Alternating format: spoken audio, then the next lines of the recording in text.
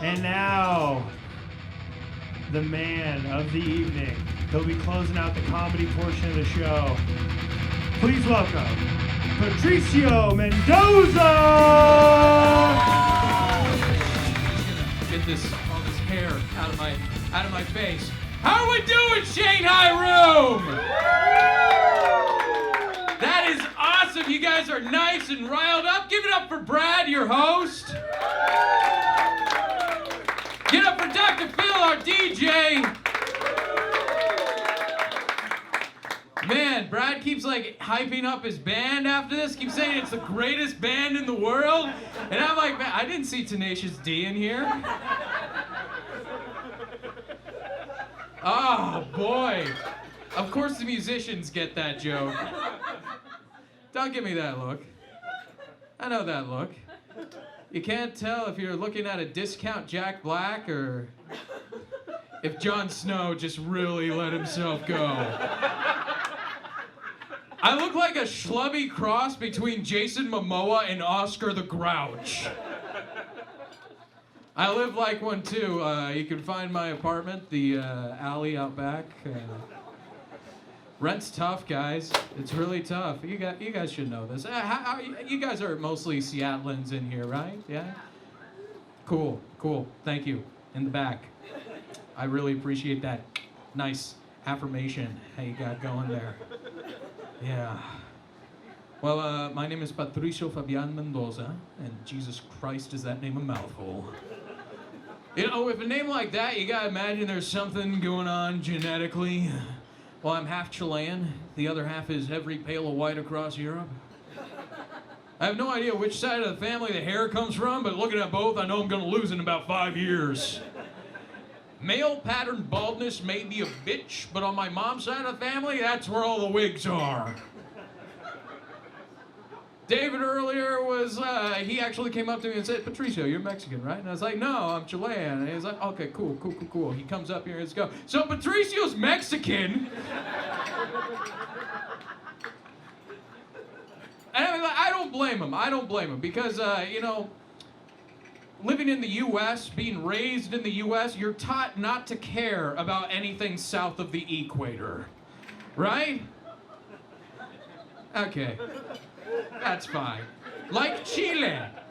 Judging by the silence in this room, every time I say Chile, you guys are going, what part of Mexico is that?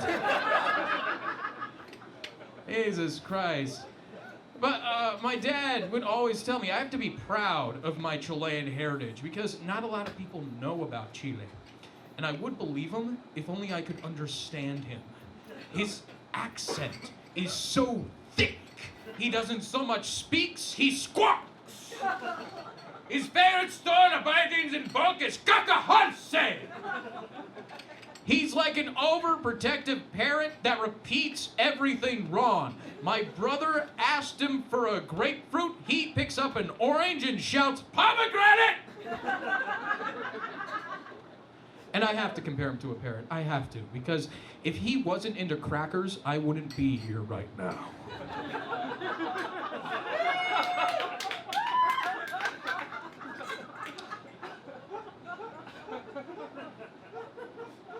Are you okay there?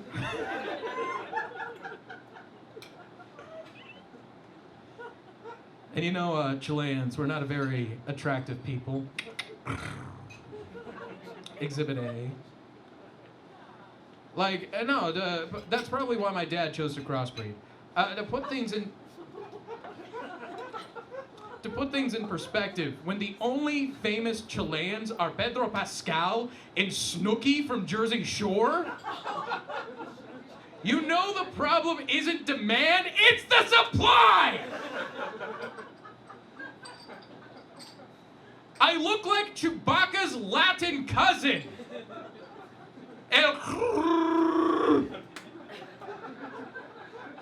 Okay, it's a nerdy crowd. You guys are gonna love how I end this. Not the Chilean bit. That's gonna keep going for like a whole 18 minutes, 15. I don't know how much time I'm spending. I'm just having fun. You guys know that. Yeah, keep cheering. That's a real good boost to the confidence because Thank you over there. You can calm down.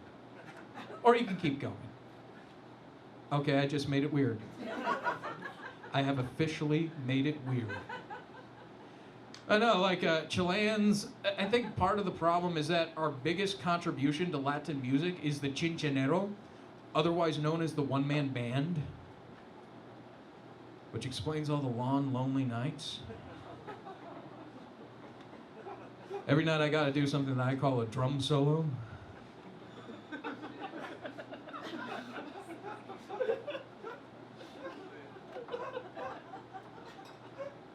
There you go. That's when I take 2 fingers and just go.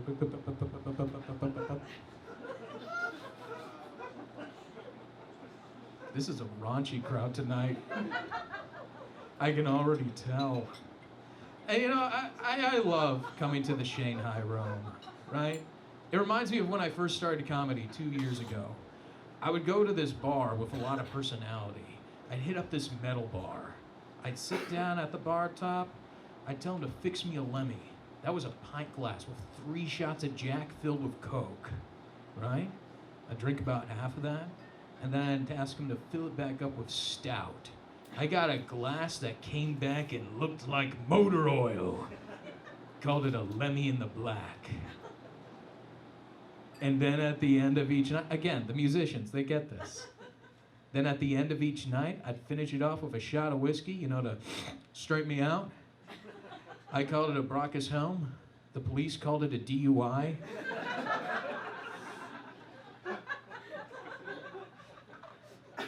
I tell them only if you catch me. But I really should be careful about it, especially since I tell this joke a lot and like sometimes I post my jokes on social media. I should not get caught for drinking and driving, at least not this year, because this is a big year for me and my car. See, I drive a 2001 Ford Mustang convertible. Yeah, right? Which means as of this year, 2022, my car's of legal drinking age. Or at least that's what I told myself when I filled the tank with Jack Daniels. My car is falling apart like an alcoholic too. I took one sharp turn and all I heard was, "Eee, I missed my wife."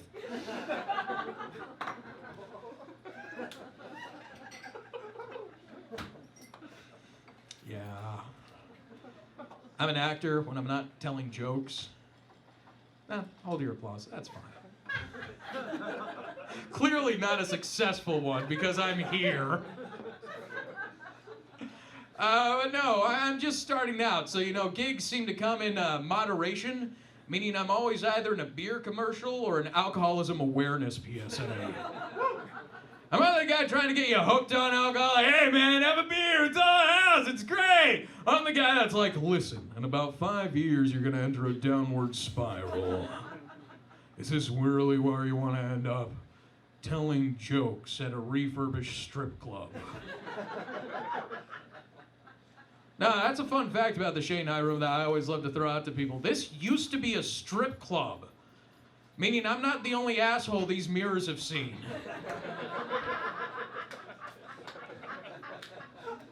If you look around this room, it's like the Rainforest Cafe's drunk uncle. I heard they're gonna rebrand it soon, called the Burnout Lounge. I'm like, you know what, that tracks, because my uncle peaked in high school. All right, that's good. That's good. I know, like acting, stand-up, I gotta take in, I have to do a lot of jobs in between gigs, a lot of odd jobs. One of the weirdest ones was I used to be a camp counselor for the Boy Scouts of America, right? I taught astronomy. Mainly because I was the only one that knew some fun space facts. Like take, for example, satellite. That's just the word we use to describe any object that orbits a larger object. So take, for example, the moon. It's a natural satellite of Earth. It orbits the Earth. Now, when I orbit someone, it's called stalking. But I was so good at this job that they gave me the highest honor they possibly could give any Boy Scout in the world. They named a gun after me. Right? Mainly because after every scout, I tell them to reach for the stars, you know, because I'm the astronomy teacher. It makes it easier to shoot down. Okay, that's a new one. Good to know. I should drop that right off the bat. Oh, poor me trying new material at my first time doing 20 minutes. I gotta fill the time somehow, you know. Oh, just give up.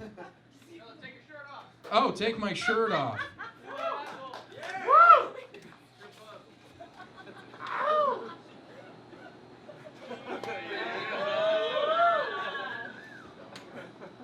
You have to pay for the rest. But no, nowadays I'm a stagehand, which means it's like being a roadie, except you don't go anywhere, or as I like to call it, a stationary. So I help set up like stages and stuff for concerts. I worked My Chemical Romance, Elton John, Luke Combs, just over at the stadium. You know, I do a lot of those jobs, right?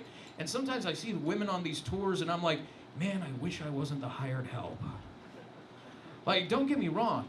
A lot of women, they have that hard worker fantasy, you know, right? The sexy landscaper, the pool boy. Nobody has a stagehand fantasy. Mainly because we're the carnies that the circus leaves behind.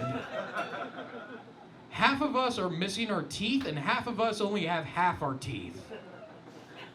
I'm a rarity in the stagehand community because I'm only missing half a molar.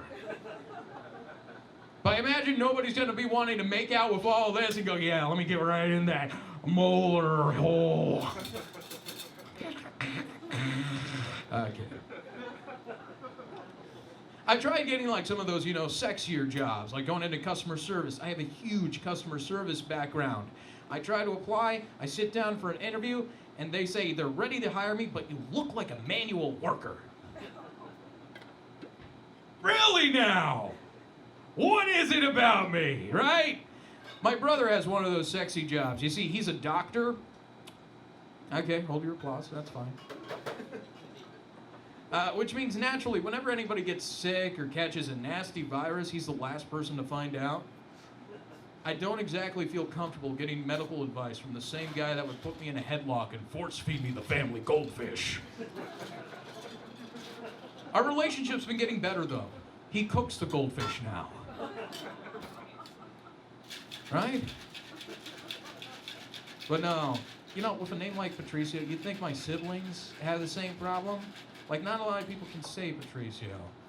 But no, my family, they got the easy ones. Alicia, Victor, Richard, the fucking dick. And family, that's always like a weird concept, right? I don't know about you guys, but I have like this weird social anxiety. That's why I'm standing on the stage and not in the audience. I just can't be one of you people. I can't be part of a pod or a cluster. Like, some things I think were generally better during lockdown. Anybody agree with me? Okay, fine. I guess this is still a touchy subject for people. Thank you, Dr. Phil. But no, seriously, like family dinners. I had the most wonderful family dinner with my household on Christmas Eve. The nice ham was cooked, I got some candied yams, and my dad turned to me and said, son, you can sit at the head of the table. Remember, the accent, very thick.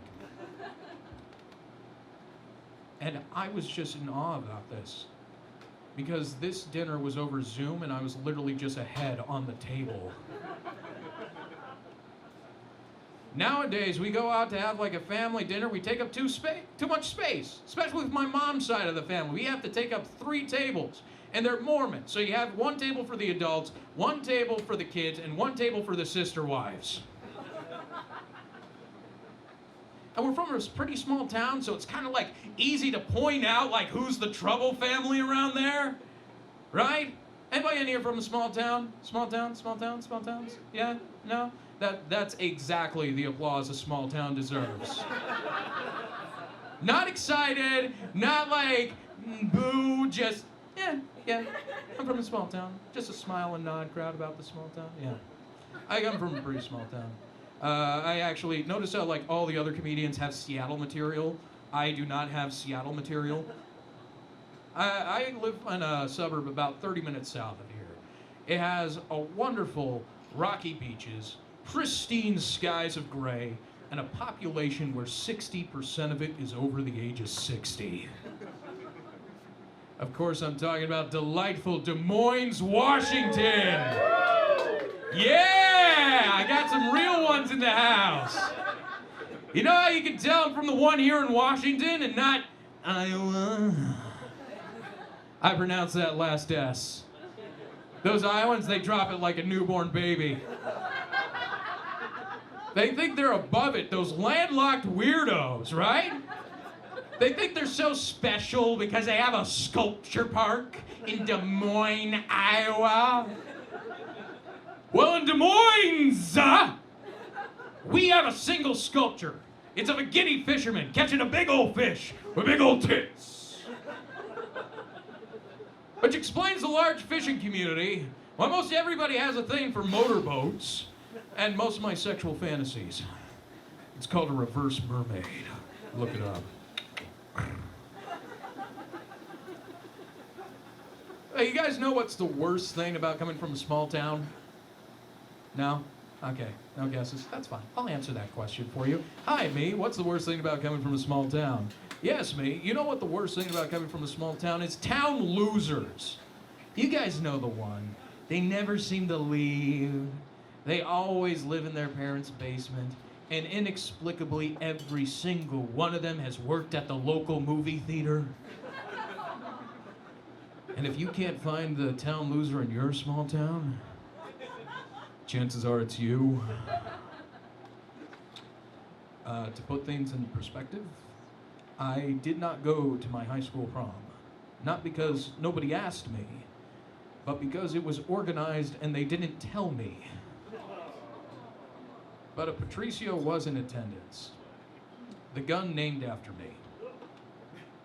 I heard prom was a blast. That is the average response I get with this joke.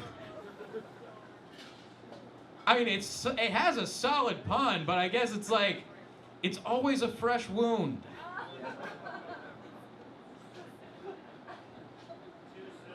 I know, right? Which one was it this time? Okay, no answer. That's fine. That's completely fine. But I had a lot of open mics sometimes. That joke bombs there too, right? But at least it's not a Roe v. Wade joke. I never understood why so many comedians that clearly should not be commenting on abortion rights have a joke about abortion rights. Me, I never did it. I heard Roe v. Wade and I thought it was a sequel to that Meryl Streep, Dustin Hoffman movie. I'm too dumb. I have nothing to say on it. And secondly, I don't have a woman's body. If you don't believe me, you can check my fridge.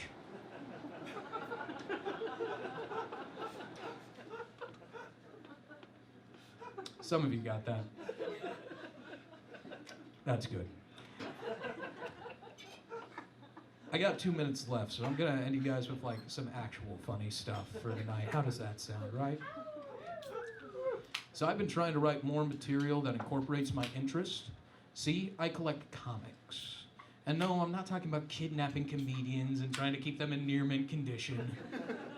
You've seen the show so far. Most comedians come damaged out of the box.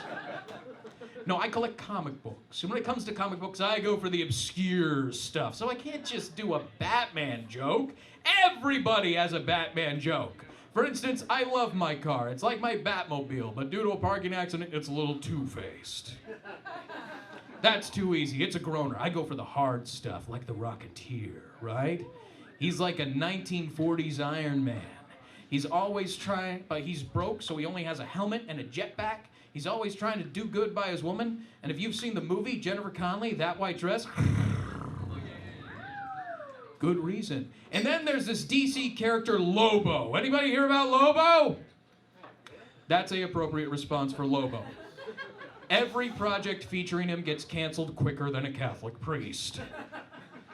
But if I could describe him for the audience tonight, imagine if Lemmy Kilmister from Motorhead and Gene Simmons from Kiss double-teamed a honey badger. And that honey badger had a really hairy space-biking bounty hunter baby. He cares about 3 things: drinking, duking, and dolphins. He's done more to protect dolphins than the EPA has done protecting anything ever. 2 more, and then I'll get right off this stage for you. But one of the big ones is this character Moon Knight. You guys hear about Moon Knight? Yeah? He got a Disney Plus show recently. He's like a psychedelic Egyptian-themed Batman, complete with a white hood and cape. I always wondered why he got a show and not a movie. Problem is, cosplayers ruin everything. If a bunch of dudes in white hoods and capes flooded movie theaters, that would be really bad for PR. But they shouldn't worry about the PR with Moon Knight. He's one of the few Jewish superheroes, and they got Oscar Isaac to play him, a Guatemalan actor. So you have a Jewish superhero with Egyptian themes played by a Guatemalan actor. That's like a hat on top of a hat on top of a yarmulke. Last one, so you gotta have the biggest laugh for this guy. Now, growing up as a half Latino in Washington State, specifically Des Moines, Washington, I always loved the movie Zorro. I wanted to be Zorro when I grew up. Unfortunately, I found out too late that carving your initials into people puts you on some sort of list. Thank you so much. If I got you laughing like an animal, I sell hyena stickers. Give it up for Brad. Give it up for DJ. Give it up for all your comedians. And it's my birthday tonight.